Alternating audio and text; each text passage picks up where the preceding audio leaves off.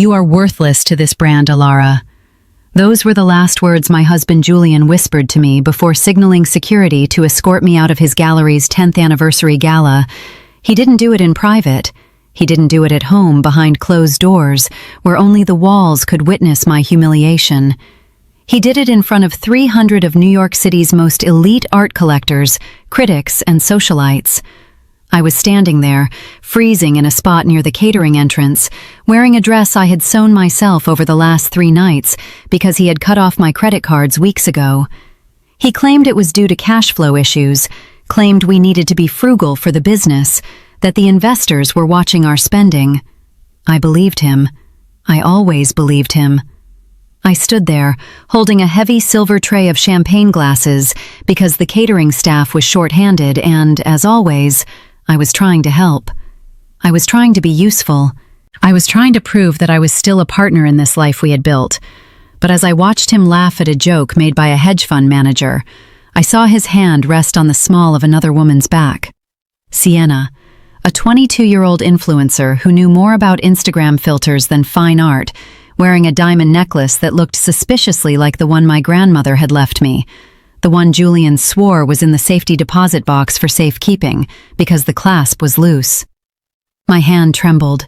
The tray tipped. The sound of shattering crystal didn't just break the silence, it shattered my entire existence. The room went dead quiet. 300 pairs of eyes turned to look at the clumsy wife, the stain on Julian's perfect evening. The music stopped. The chatter stopped. Even the air seemed to stand still. Julian stepped over the broken glass, his Italian leather shoes crunching on the shards, and looked at me with eyes that were no longer the eyes of the man I married 15 years ago. They were the eyes of a stranger, a cruel, cold stranger who looked at me not with concern, but with disgust. Next to him stood Sienna, covering her mouth with a manicured hand, her eyes dancing with malicious amusement. I was escorted out the back door by a security guard named Marcus, a man I had brought coffee to every morning for 5 years. He couldn't even look me in the eye. He just muttered, "I'm sorry, Mrs. Vance," as he pushed me out into the freezing November rain. I stood on the sidewalk, without a coat, without a phone, and with nothing but the realization that my life as I knew it was over. The heavy metal door clicked shut behind me, locking me out of the warmth, out of the light, and out of my marriage. The rain in New York is different when you are poor. It feels heavier, colder, more malicious. It soaks into your bones in a way that luxury wool coats usually prevent. I walked for 40 blocks because I didn't have fare for the subway. My heels were broken, the cheap glue giving way to the wet pavement, forcing me to limp. My dress was soaked, clinging to my shivering frame like a second skin. I walked past restaurants where we used to dine, past stores where I used to shop, and I felt like a ghost haunting my own life. Passers-by looked at me with a mix of pity and suspicion, pulling their umbrellas tighter as they hurried past the crazy woman crying in the rain. I had nowhere to go. Our penthouse on Park Avenue was in Julian's name. The bank accounts were in Julian's name. Even my own car was leased through his company. I was 38 years old, and I had spent the last 15 years being the invisible hand behind the Julian Vance gallery. I discovered the artists while Julian took the credit. I wrote the catalogs while Julian gave the interviews. I smoothed over the ruffled feathers of temperamental buyers while Julian drank scotch with them. Julian was the face, the charm, the salesman. I was the engine, and he had just scrapped me for a newer model with more followers. I thought about calling my friends, but who were my friends really? They were Julian's friends. They were the wives of his clients. They were people who would text Julian the moment I called, reporting my location like I was a lost dog. I realized with a sickening lurch in my stomach that I was completely, utterly alone. I finally found myself standing in front of a boarded-up storefront on a cobblestone street in the meatpacking district. The neighborhood had changed over the years. What used to be gritty warehouses were now high-end boutiques and trendy clubs. But this one building remained untouched, like a relic from another time. The sign above the door was faded, the gold leaf peeling away to reveal gray wood underneath. The archivist. It was my grandfather's shop. He had passed away 6 months ago, and Julian had begged me to sell it every single day since the funeral. He said the land was worth millions, that it was a prime location for a boutique hotel or a high-end restaurant. He called it an eyesore. He called it a rotting pile of junk. But I couldn't do it. It was the only thing I had left of my family, the only place that still smelled like my childhood. I remembered sitting on the floor while my grandfather polished silver, listening to his stories about the history of the city. He taught me that value wasn't about price tags. It was about history, about soul. I had the key on a tarnished silver chain around my neck, hidden under my soaked dress. It was an old, heavy iron key, cold against my skin, a relic from a time when things were built to last. My fingers were so numb, I fumbled with it for a moment, panic rising in my chest. What if the locks had been changed? What if Julian had already sold it behind my back? But finally, the key slid in. I turned it. The hinges screamed in protest, a sound that echoed in the empty street like a banshee's wail.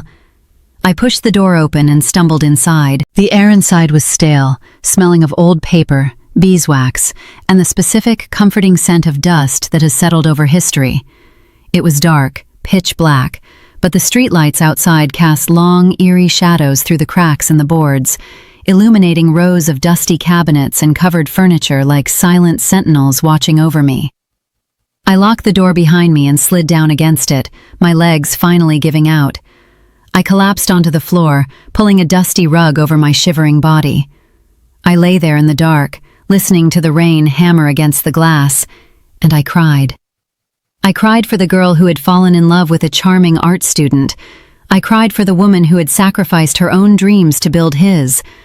I cried for the baby we never had because Julian said we were too busy, that the gallery was our baby. I cried until my throat burned, until my eyes were swollen shut, until there were no tears left to cry. The silence of the shop wrapped around me, not menacing, but protective. It felt like the building itself was holding me, whispering that I was safe here. I slept there, on the hard floor, wrapped in a moth-eaten rug, shivering as the temperature dropped. It was the worst night of my life, yet strangely, it was the first night in years where I didn't have to pretend to be perfect. When I woke up, the sun was streaming through the cracks, illuminating dust motes dancing in the air. My body ached. Every muscle was stiff, my head pounded from dehydration, and my stomach growled with a ferocity that reminded me I hadn't eaten since yesterday's lunch. I sat up, brushing dust from my hair. I looked around the shop. It was a mess. Boxes were stacked haphazardly, furniture was covered in sheets, and cobwebs draped the corners. But it was mine. It was the only place in the world where Julian Vance had no power. I stood up, my joints popping, and walked to the back of the shop. There was a small bathroom with a sink. I turned the tap. The pipes groaned and spat brown water before running clear. I drank greedily from my cupped hands, the cold water shocking my system awake. I splashed my face, trying to wash away the traces of the crying woman. I looked in the cracked mirror above the sink. The woman staring back was pale, her eyes rimmed with red, her hair a disaster. But there was something else in her eyes, a spark, a tiny flickering flame of anger. Julian had called me worthless. He had discarded me. He thought I would crawl away and die. He thought I would beg. He was wrong. I remembered something my grandfather had told me on his deathbed. He had gripped my hand, his grip surprisingly strong for a dying man, his eyes clear and intense. "Elara," he had said, his voice raspy but firm. "People see rust and think it's trash. A wise woman sees rust and knows it protects the iron underneath. Look under the rust, Elara. Always look under the rust." I hadn't understood what he meant at the time. I thought he was talking about the antiques. But now, standing in the wreckage of my life, I wondered if he meant something more. I walked out of the bathroom and looked around the main room. In the far corner, hidden behind a stack of rotting Persian rugs, was an old, rusted safe. I remembered it well. It had been there since I was a child. Julian had laughed at it once when we came to clean out some boxes. He said it would cost more to open than whatever trash was inside. He had kicked it and walked away, complaining about the dust on his shoes. I walked over to it. It was heavy, formidable, built of solid steel. I knelt in front of it. I knew the combination. It was my birthday. My grandfather was a sentimental man, and he had trusted me with everything, even when I was too blind to see it. Left 4, right 12, left 80. My hands trembled as I turned the cold metal dial. Click, click, click. The sound was deafening in the quiet shop. The final tumbler fell into place with a satisfying thud. I grabbed the heavy iron handle and pulled. The door groaned open, revealing the darkness inside. I reached in, half expecting it to be empty, or perhaps filled with old family photos. But there was no money, no gold bars, just a single, thick, leather-bound ledger and a stack of legal documents wrapped in oilcloth to protect them from moisture. My heart beat faster. I took the documents to the front of the shop where the light was better, brushing off a layer of grime from an old oak table. I unwrapped the oilcloth with shaking fingers. I started reading. My breath caught in my throat. These weren't just deeds to the shop. These were land grants, original land grants dating back to the early 1900s. My grandfather hadn't just owned this shop. He hadn't just owned the building. He owned the block. He owned the land under the luxury hotel next door. He owned the land under the trendy bistro across the street. He owned the land under the boutique clothing store on the corner. And, most devastatingly, I realized as I turned the page to a commercial lease agreement from 10 years ago, he owned the land under the Julian Vance Gallery. My hands shook so hard I almost dropped the paper. I read it again, and again. The Julian Vance Gallery, located at 450 West 14th Street. Landlord, the Archivist Trust. Tenant, Julian Vance. The lease was a 99-year ground lease, a very specific type of arrangement often used in New York real estate. But there was a clause written in my grandfather's meticulous hand and notarized by the city's top lawyers. A clause I had never known about because Julian handled all the boring paperwork. It was a review clause. Every 10 years, the landlord had the right to review the lease. The 10-year mark was, I checked the date on the document, then the date on my watch. The 10-year mark was next week, and the clause stated, in clear, undeniable legal language, that the landlord had the unilateral right to terminate the lease immediately if the tenant was found to be in violation of any moral turpitude clauses or financial insolvency. The landlord was listed as the Archivist Trust, and the sole beneficiary of the Archivist Trust, named in the very next document, was me, Elara Vance. I sat there for a long time, listening to the morning traffic outside, watching the city wake up. The trucks were delivering produce to the restaurants, the sanitation workers were clearing the streets. Life was going on. But my world had just stopped and spun in the opposite direction. I wasn't just the wife Julian had discarded. I wasn't just the woman he threw out in the rain to make room for a younger mistress. I wasn't just the penniless ex-socialite. I was his landlord. I owned the ground he walked on. I owned the walls he hung his stolen glory on. And I was about to become his worst nightmare. A hysterical laugh bubbled up in my throat. It started as a giggle and turned into a full-blown cackle that bounced off the dusty walls. I laughed until my ribs hurt. It was the absurdity of it all.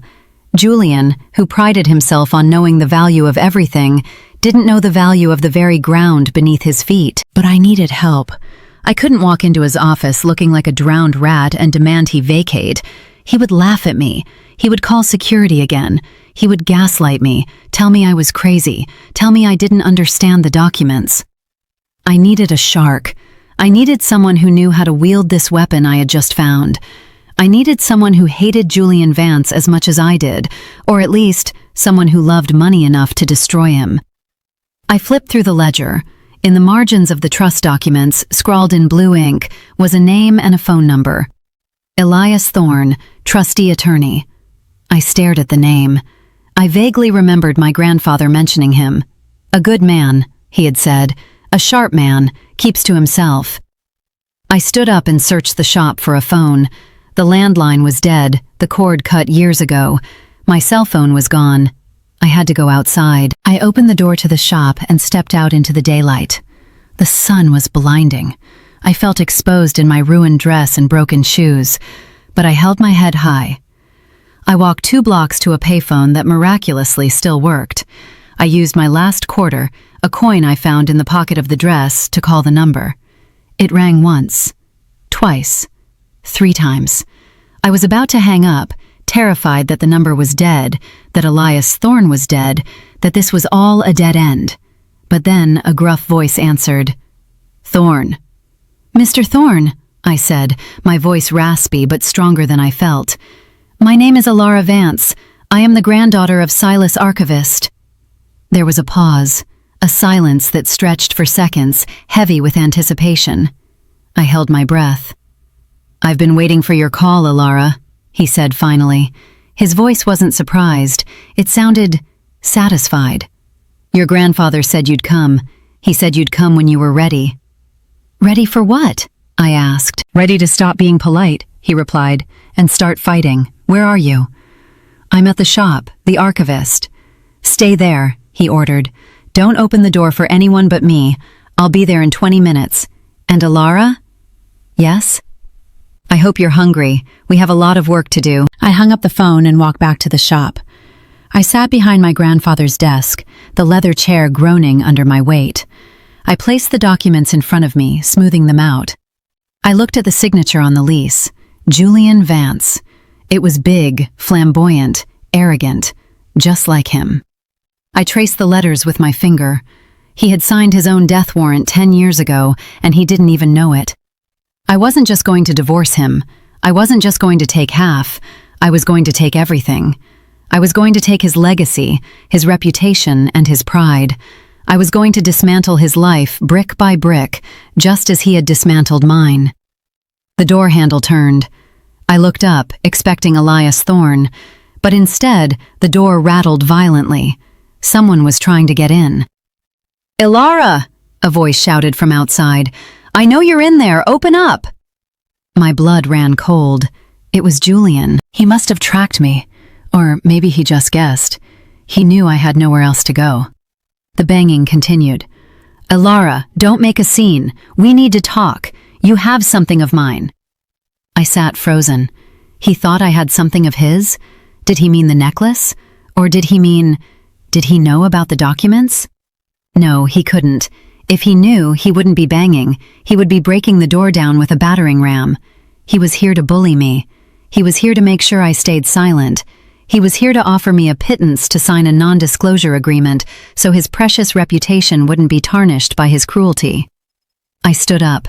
I walked to the door. I didn't open it. I leaned my forehead against the cold wood. "Go away, Julian," I said, my voice low but clear. "Open the door, Elara," he yelled. "You're being pathetic.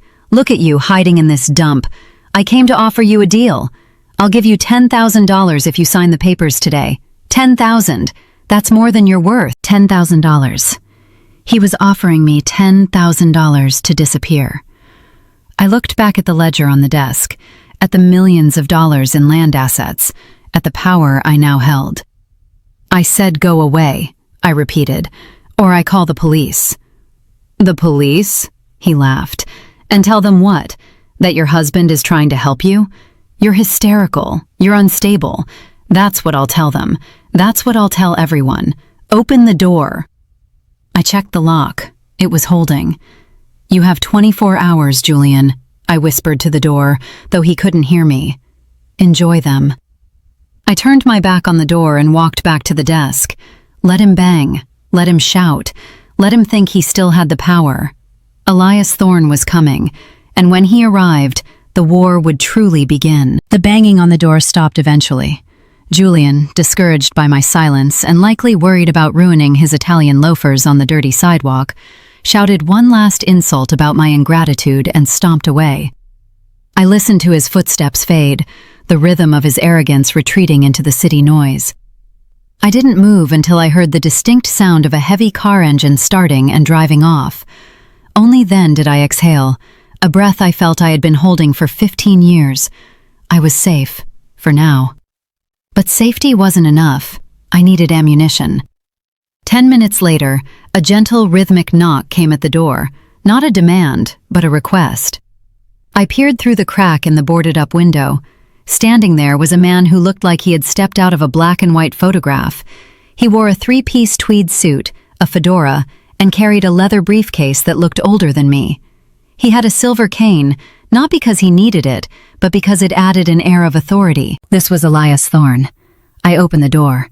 He looked at me, his blue eyes sweeping over my disheveled appearance, the ruined dress, the matted hair, the dark circles under my eyes.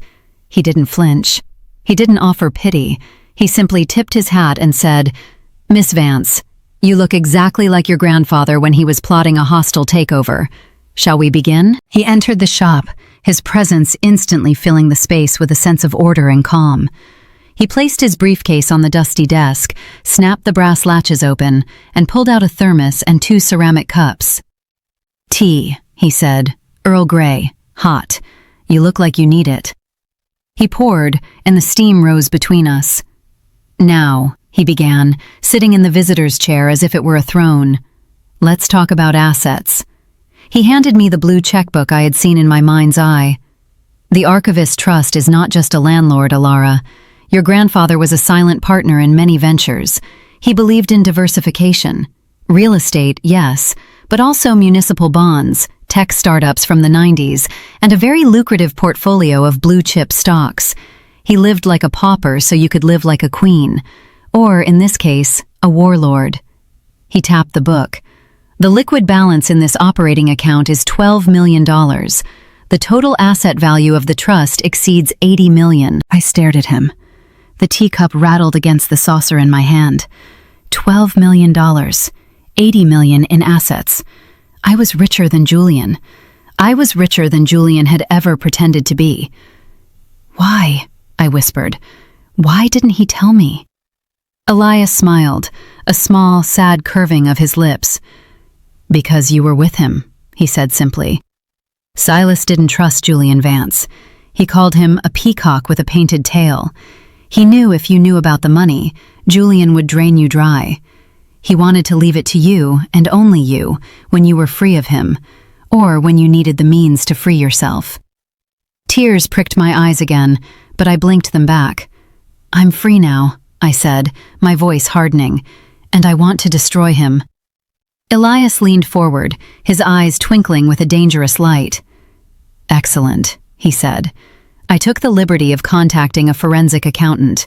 Her name is Mara. She's the best in the city. She eats fraudulent CEOs for breakfast. She'll be here in an hour. In the meantime, Elara, you have an appointment." "An appointment?" I asked. "I can't go anywhere. I look like a homeless person." "Exactly," Elias said, pulling a black American Express card from his briefcase and sliding it across the desk. It was heavy, made of titanium. The name on it was Elara Vance, Archivist Trust. "You need armor. Go to 5th Avenue. Buy clothes that scare people. Get your hair cut. Fix your face. When Julian sees you next, I don't want him to see his wife. I want him to see his executioner." I took the card. It felt warm in my hand. "Go," Elias ordered. "I'll hold the fort. Mara and I will start digging into Julian's public filings. By the time you get back, we'll have a map of his destruction." I walked out of the shop, this time with a purpose. I hailed a cab, ignoring the driver's judgmental look at my dirty dress. "Bergdorf Goodman," I said, "and step on it." The next 4 hours were a blur of sensory overload. I walked into the department store, and the sales associates initially looked at me with disdain. One even stepped forward to block my path, likely assuming I was there to use the restroom or beg. I pulled out the black card and held it up like a shield. "I need a personal shopper," I said, my voice cutting through the perfumed air. "I need a complete wardrobe overhaul, suits, silk, stilettos, and I need it now." The attitude changed instantly. I was whisked into a private dressing room. Champagne was poured. I stood in front of the mirror and stripped off the ruined dress I had sewn myself. I let it fall to the floor and kicked it away. I tried on a charcoal gray power suit with sharp shoulders that made me look wider, stronger. I tried on a blood-red silk blouse that felt like liquid courage against my skin. I bought 4 pairs of Italian stilettos, the kind with heels sharp enough to puncture a lung. I bought a trench coat made of cashmere that cost more than my first car. I didn't look at the price tags. I didn't care. Then came the salon. I sat in the chair and looked at the stylist. Cut it off, I said. All of it. I want a sharp bob, asymmetrical, severe. He hesitated. But your hair is so lovely, so soft. I don't want to be soft, I snapped. I want to be sharp. The scissors flashed. My long, wavy brown hair fell to the floor in clumps. With every snip, I felt lighter. I felt the weight of being the perfect, submissive wife falling away. When he spun the chair around, the woman in the mirror was a stranger. Her jawline was exposed. Her eyes looked bigger, fiercer. Her neck was long and elegant. I applied dark red lipstick, a shade Julian hated because he said it looked aggressive. Perfect. I walked out of the salon and caught my reflection in a shop window. I didn't look like a victim. I looked like a CEO. I looked like money. I looked like power. When I returned to the archivist, it was transformed. Elias had brought in lamps, cleared the tables, and set up a makeshift war room. A woman was sitting across from him, typing furiously on a laptop. She looked up as I entered. She was in her 40s, with glasses perched on the end of her nose and a no-nonsense bun. This was Mara. She looked me up and down, took in the suit, the hair, the shoes. She nodded in approval. "Nice armor," she said. "Now come look at this. Your husband is a sloppy criminal." I walked over to the desk. Spread out were printouts of bank statements, tax returns, and gallery invoices. "How did you get these?" I asked. Mara smirked. "I have my ways, and Julian uses his birthday for every password. Pathetic." She pointed to a highlighted column. "Here, look at the cash flow. He's bleeding money. The rent on the gallery, the lease on the penthouse, the payments on the Ferrari. It's all being paid by new loans. He's robbing Peter to pay Paul." "But that's not the illegal part. That's just stupidity." She flipped a page. "This is the illegal part. The inventory." "He sold a Basquiat sketch last month for $2 million, I said. "I remember. He took Sienna to St. Bart's to celebrate." "He didn't sell a Basquiat," Mara corrected. "He sold a copy. I tracked the provenance. The original is in a vault in Tokyo. The owner has had it for 20 years. Julian sold a forgery to a tech billionaire in Silicon Valley who thinks he owns a piece of history." My stomach turned. "He's doing it again," I whispered.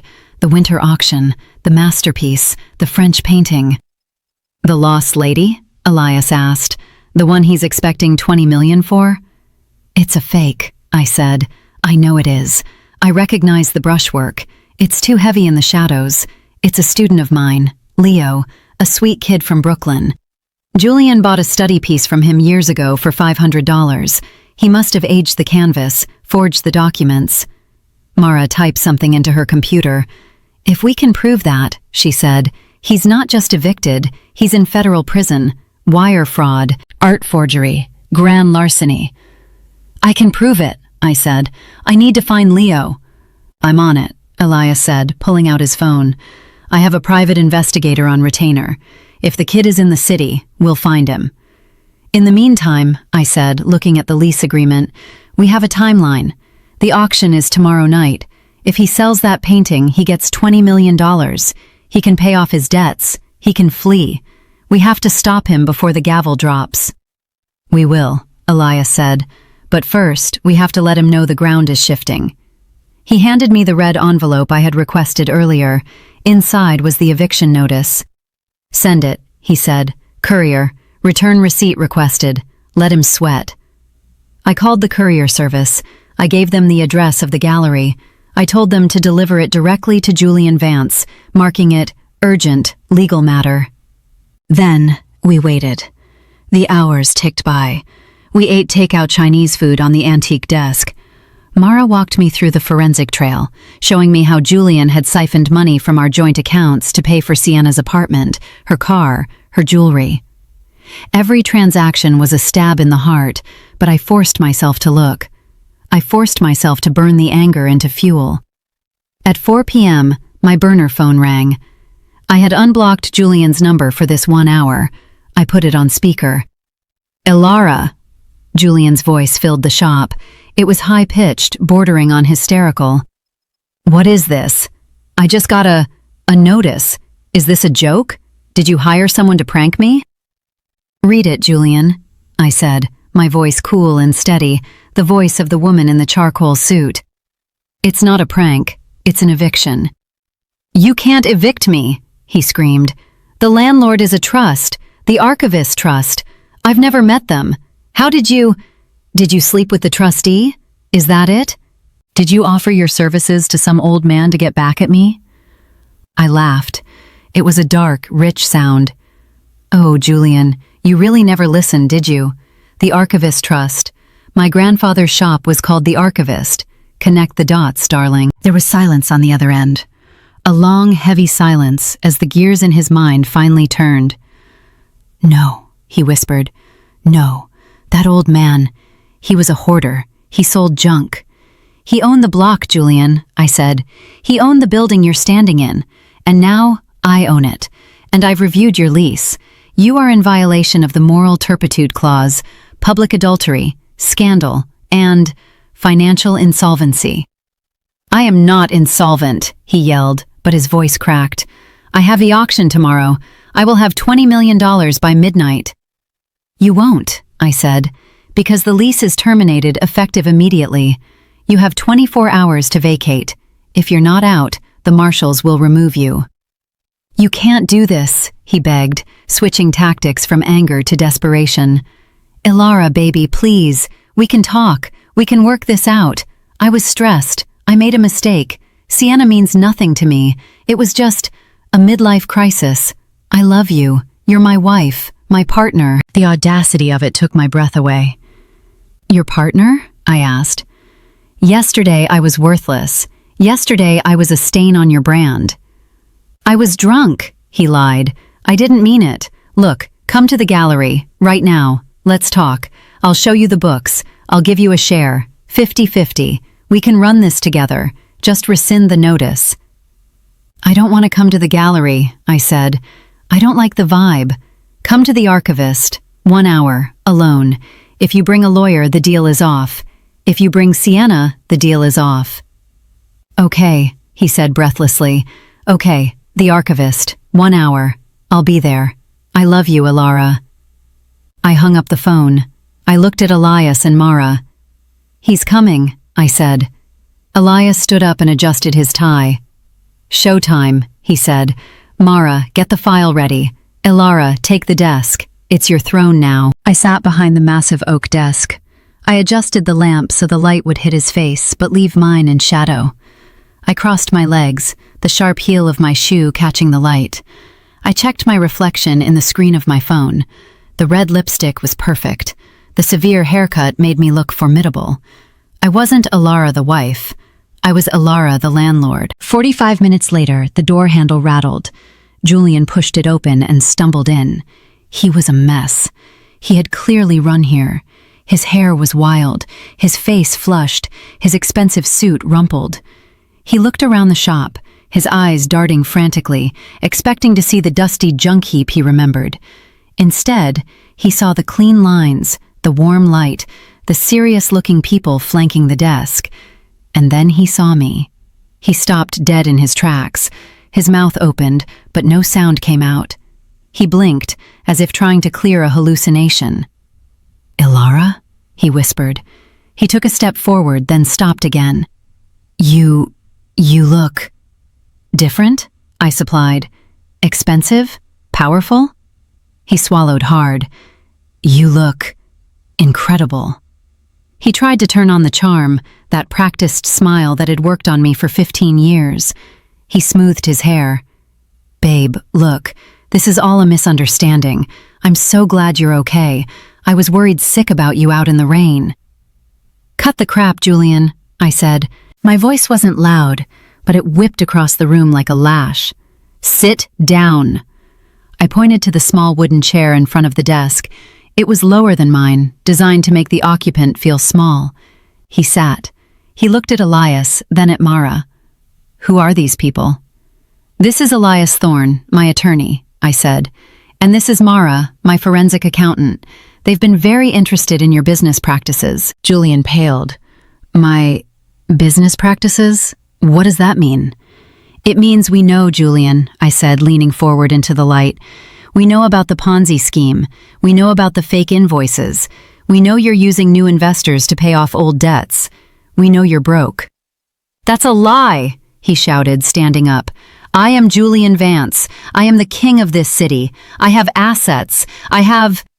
"You have nothing," I interrupted. "You have leased cars, a rented penthouse, and a gallery that sits on my land. And you are months behind on your payments to the vendors. But that's not the worst part, is it?" I picked up the file Mara had prepared. I held it up. "The worst part is the forgery." Julian froze. He looked at the file as if it were a bomb. "I don't know what you're talking about." "The Lost Lady," I said. "The masterpiece. It's a fake. Painted by Leo. Remember Leo? The student from Brooklyn? We found him, Julian.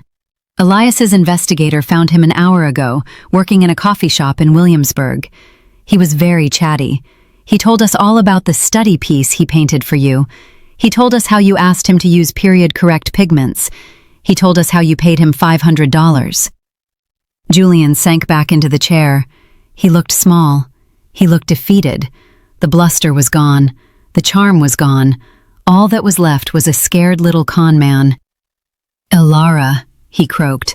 "Please, you don't understand. I had to. The market, it turned on me. I needed the money to keep us afloat, to give you the life you deserved." "Don't you dare," I hissed. "Don't you dare put this on me. You did this for your ego. You did this so you could play the big man. You treated me like a servant in my own life. And now? Now you want mercy?" He slid off the chair and fell to his knees. He crawled towards the desk, reaching for my hand. I pulled it away. "Elara, please," he sobbed. Real tears this time, tears of terror. "If you expose this, I go to prison. Federal prison. I can't survive in prison. They'll eat me alive. I'll do anything. I'll sign the gallery over to you. I'll give you the divorce. I'll disappear. Just let me sell the painting tomorrow. Let me take the money and run. I'll go to South America. You'll never see me again. Please, for the love you used to have for me." I looked down at him. This man who had held my heart for 15 years. This man who I thought was my world. He was pathetic. He was a worm. And I felt nothing. No love, no hate, just disgusted indifference. I looked at Elias. He gave me a subtle nod. I looked at Mara. She looked bored. I turned back to Julian. "You want to make a deal?" I asked. Hope flared in his eyes. Yes, anything." "Here is the deal," I said. "You will go to the auction tomorrow. You will stand on that podium. You will look at the buyers, and you will wait." "Wait for what?" he asked, confused. "Wait for the landlord to make an announcement," I said. "I own the building, Julian, and I decide what happens in it. You have until tomorrow night. Get out of my sight." He scrambled up, wiping his face. "Thank you, Elara. Thank you. You won't regret this. I'll make it right. I promise." He ran out of the shop, thinking he had won, thinking he had manipulated me one last time. He thought I was going to let him sell the fake and run. He had no idea. I turned to Elias. "Is everything ready for tomorrow?" "The marshals are on standby," Elias said. "The FBI has been briefed. The press release is drafted." "Good," I said, staring at the door where Julian had just exited. "He wants a show? I'll give him a show." I touched the heavy iron key around my neck. The rust was gone. The iron was exposed, and it was cold, hard, and unbreakable. The night of the winter auction arrived with a bitter, biting wind that whipped through the streets of the meatpacking district, rattling the street lamps and sending fallen leaves skittering across the cobblestones. It was the kind of cold that seeped through layers of cashmere and wool, a fitting atmosphere for the execution that was about to take place. I stood inside the lobby of the archivist, watching through the newly cleaned glass windows. Across the street, the Julian Vance Gallery was dark. Not the dim, romantic lighting of an exclusive evening event, but the stark, terrifying darkness of a building that had been seized. Large orange notices from the city marshal were plastered across the pristine glass doors, reading, "Possession returned to landlord," and "Evidence, do not enter." It was a beautiful sight, but the guests didn't know that yet. The invitations had said 7 p.m., and at 6:45 p.m., the limousines began to arrive. They came in a steady stream of black polished metal, depositing the city's elite onto the sidewalk. Men in tuxedos, women in gowns that cost more than most people's annual salaries. They stepped out expecting champagne, warmth, and the thrill of spending millions. Instead, they were met with locked doors, darkness, and a growing crowd of confused billionaires. I watched as they huddled together, checking their phones, tapping on the glass, their breath visible in the freezing air. And then Julian arrived. He didn't come in a limo. He came in the company Ferrari he was months behind on payments for. He screeched to a halt in the loading zone, threw the door open, and stepped out looking like he owned the night. He had shaved, put on a fresh tuxedo, and plastered on that winning smile that had conned so many people. He thought he had a deal. He thought I was inside, ready to open the doors and play the dutiful wife one last time, so he could sell his fake masterpiece and run to South America. He strode toward the doors, waving at a few key collectors, shouting, "Apologies for the delay, just a minor technical glitch with the lighting system. We'll have you inside in a moment."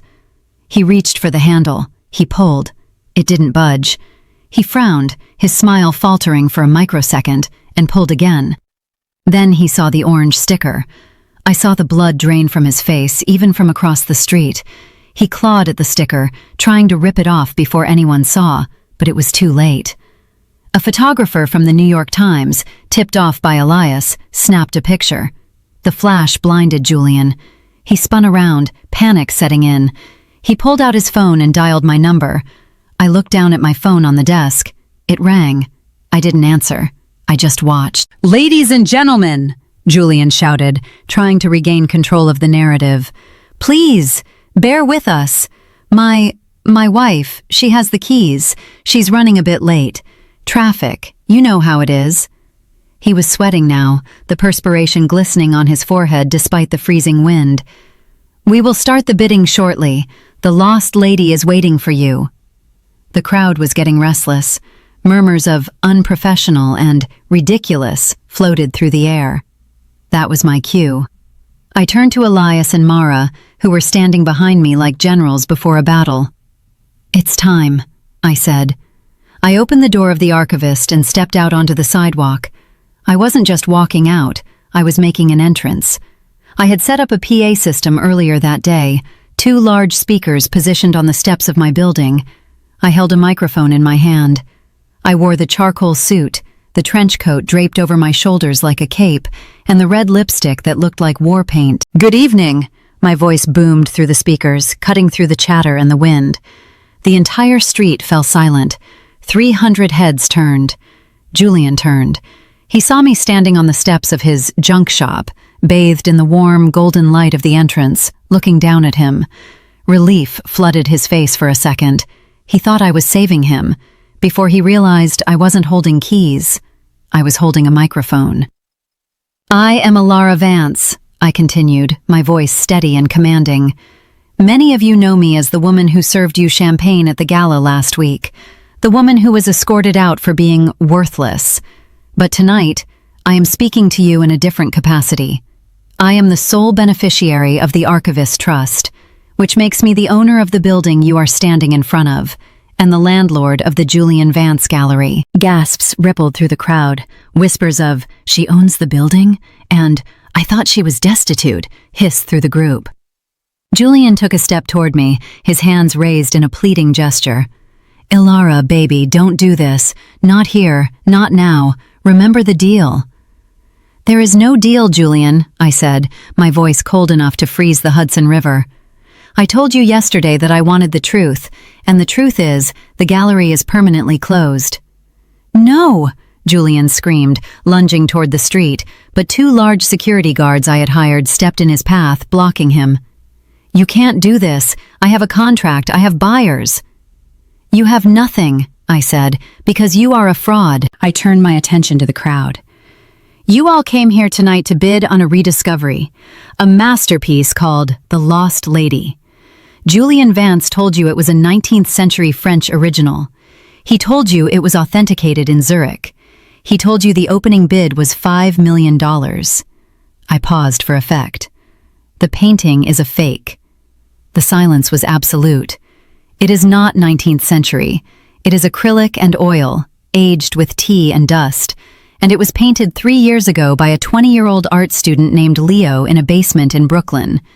Julian bought it from him for $500 as a study piece.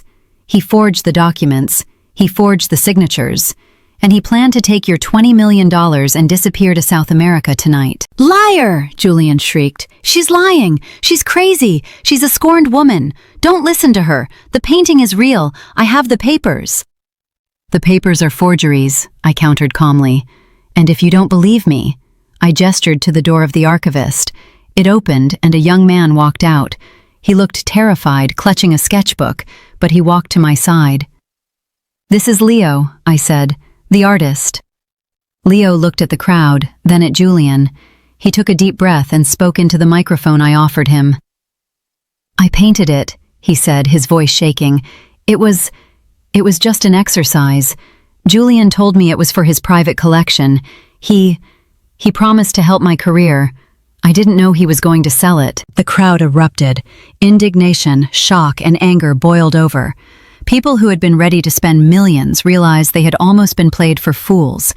They turned on Julian instantly. The elite do not like being embarrassed. "You crook!" someone shouted. "I bought a landscape from you last year," another yelled. "Is that fake too?" Julian was backing away now, his hands up, looking for an escape route, but there was none. The street was blocked by limos on one side and my building on the other. And then, the final piece of the trap snapped shut. From the shadows of the alleyway, blue lights flashed. Not the gentle lights of the city, but the harsh strobes of law enforcement. Unmarked SUVs pulled up onto the sidewalk. Men and women in FBI windbreakers emerged. They didn't run. They walked with the casual confidence of people who had all the evidence they needed. Agent Miller, a stern woman Mara had been working with, walked straight up to Julian. She didn't ask him to put his hands up. She just grabbed his wrist and spun him around. "Julian Vance," she said, loud enough for the cameras to pick up. "You are under arrest for wire fraud, grand larceny, art forgery, and money laundering." The click of the handcuffs was the most satisfying sound I had ever heard. It echoed louder than the shattering champagne glasses ever had. Julian struggled, crying, screaming my name. "Elara, help me! Tell them we're partners! Tell them I did it for us!" I watched him. I stood on the steps, elevated above the chaos, and looked him in the eye. I didn't smile. I didn't frown. I just looked at him with the blank expression of a stranger. "We aren't partners, Julian," I said into the microphone, my final words to him. "You fired me, remember?" The FBI agents dragged him into the back of an SUV.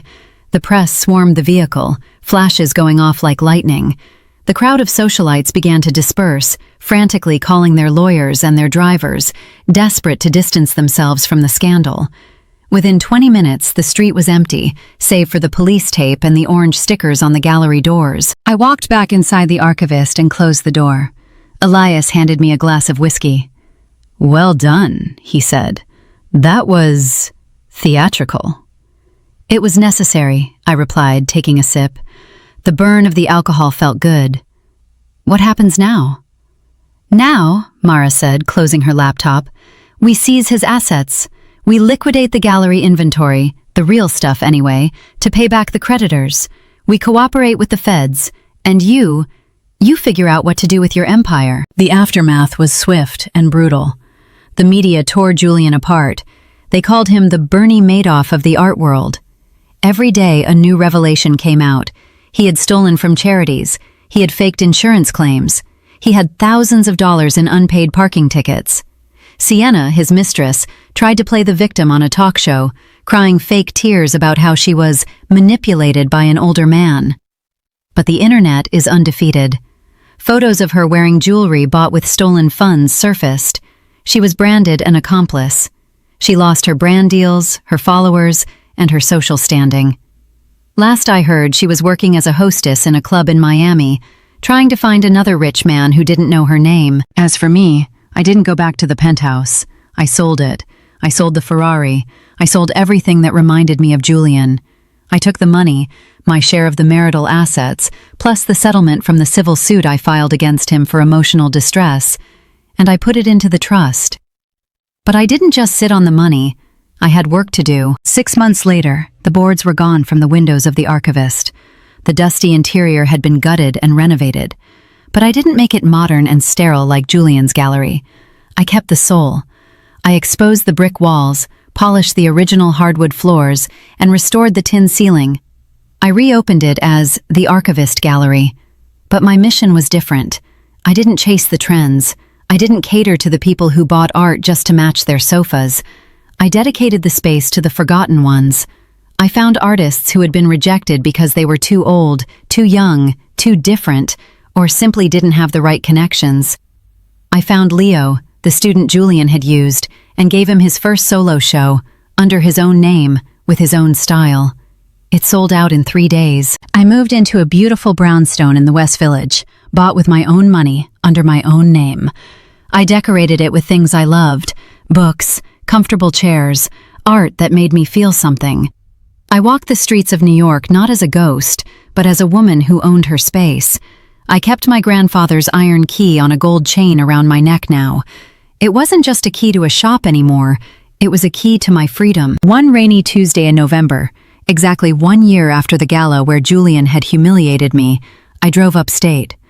I went to the Federal Correctional Institution where Julian was serving his 5-year sentence. I didn't go to the visitation room. I didn't want to smell the prison air or see him in a jumpsuit. I just stopped at the mail drop. I had a postcard in my hand. It was a professional photograph of the new gallery, glowing with light, filled with a diverse crowd of people smiling and looking at art. The name, The Archivist Gallery, was stenciled in gold on the window. On the back, I had written just 3 words: "No, love, Elara. No, I forgive you. Just, under new management." I dropped it in the mailbox and drove away. I didn't look back. I didn't need to. I knew he would receive it. I knew he would sit in his cell, staring at the picture of the life he could have had if he hadn't been so blinded by greed.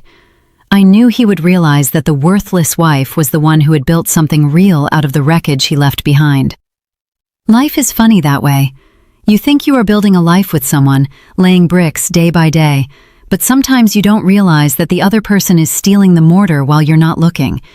You think you are trapped in a cage of their making, weak and dependent.